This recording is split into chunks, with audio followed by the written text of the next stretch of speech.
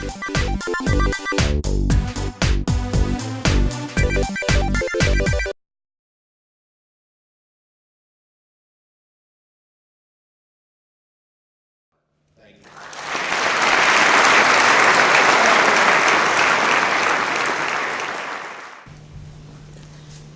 thank you very much. Thank you very much. Good morning, everyone. Good morning. That's what I like. There's enthusiasm. That's what we need to promote career and technical education. I'm so thankful to each of you for, first of all, taking the time and the sacrifice that it takes that's involved in coming to this city. It is not a cheap place to get to, and it's rather expensive once you get here. So I know taking time out of what you do each and every day, the sacrifice that you made to do that, but I got to tell you how important it is. It is so important, especially for promoting career and technical education programs. You never assume in a city of competing interests, and that's what kind of Washington is. It's kind of the confluence of all the interests that are out there, all very important interests, don't get me wrong, that come together here in Washington seeking the attention and the support in public policy. Never assume that someone else is going to do and make the impact that you can do by being here. And I know that you're prepared to go out, if you haven't already, go out and to talk with members in your respective congressional districts. I know for a fact in your packet there's a Dear Colleague letter regarding the Career and Technical Education Caucus, which is a strong caucus. It is a bipartisan caucus, and as you know, there is not, of the 435 congressional districts in this great nation, there's not one that doesn't have needs for qualified and trained workers and employees, and not one that does not benefit from what I would like to see, a robust career and technical education program across this great nation. So as you go out, do me a favor. If the member you're visiting, first of all, take a look. If they are a member of the caucus, thank them. Give them their sincere appreciation for already signing up, being on the team. If they're not, give them some encouragement. Talk to them about the needs that are out there. And you know what those needs are. And I want to thank you for what you do each and every day in the lives of so many people. And it's just not young folks where we influence through I used to say just secondary education, but today I find kids are exposed to so much, they're starting to make career decisions in middle school.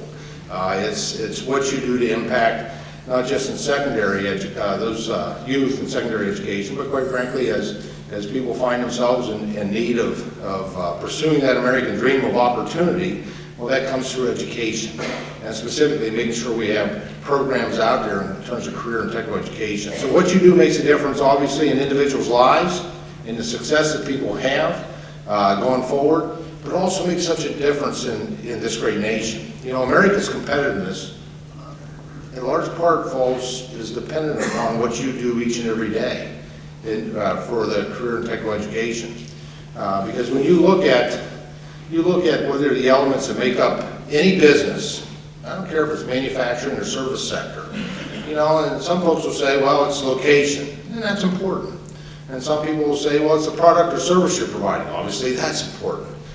Some people get into the weeds and the nuts and the bolts and say it's the business plan. It's with the overregulation in this country, it's the compliance plan. We got to do something about that, by the way.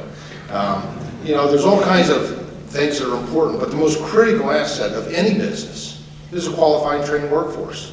Without that, we're lost. This nation's future, our competitiveness is dependent on a qualified and trained workforce. I envision a day not too far in the future, probably maybe 10 years, where it'll be a morning where a business owner wakes up in the morning and that business owner, he or she has had a great run of it, has done well, great product, great location, great service, customer service, everything's good. But they wake up that morning faced with two choices. Now, both of them involve shuttering down their business and their industry because what they don't have that morning, because of attrition, because of retirements, look at the average age of our workforce, is a qualified and trained workforce. And in fact, there are only two options that day. Neither option's good. Both options involve putting plywood on the doors and on the windows to shut it down because they don't have the qualified trained workforce. But one option is they just shutter it and they walk away. They take whatever they've been able to earn and they move on. The other option is not any better, In fact, it's probably worse. Both of them are terrible options. And that is they take the entire business, they shutter it in this country, and they move it offshore. They go where there's a whole lot more warm bodies that perhaps may be able to get the training to become qualified and trained. We have 311 million Americans. I just looked at one country in particular. Our leading competitor from an economic perspective is China.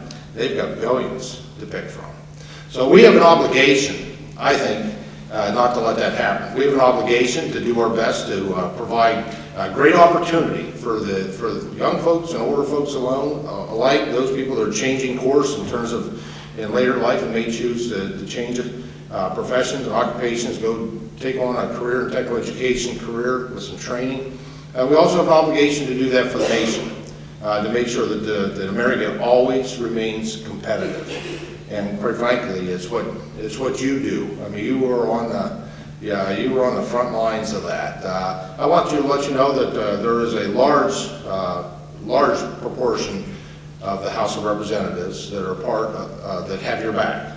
They're working to make sure that we provide the proper funding for career and technical education training. And I'm not saying that's easy, because as I looked at it, I've been appalled to see how undervalued and under-resourced career and technical education training has been. Even our entire education system and what mandates come from the federal level, and I'll just specifically under the Elementary and Secondary Education Act, No Child Left Behind, and I don't doubt certainly the sincerity of the folks that had when they designed that. I think accountability and transparency are a good thing. It was the unintended consequences that I think that have left most children behind. And one of the problems with it, the false premise it was built on, is that every child, when they graduate from high school, is going to go into a four-year college. And that's just not true, nor is it fair, because every child has different gifts.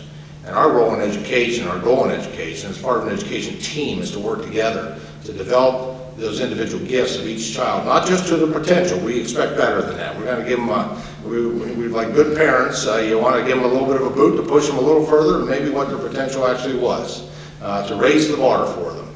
But that's something that you do, and that's something I want you to know that the Career and Technical Education Caucus is committed to elevating the awareness, the importance, and support for career and technical education training, so that we allow you all to do such a great job of impacting lives and making sure America's competitiveness in the future is very bright, promising days ahead. Thank you so much for this honor and recognition. This is one that I'm really honored by that, but I have to tell you, I'm really honored to work with my co-chair in terms of leadership, Jim Langevin, a good friend of mine, Democratic member of Congress from Rhode Island. We're a good team.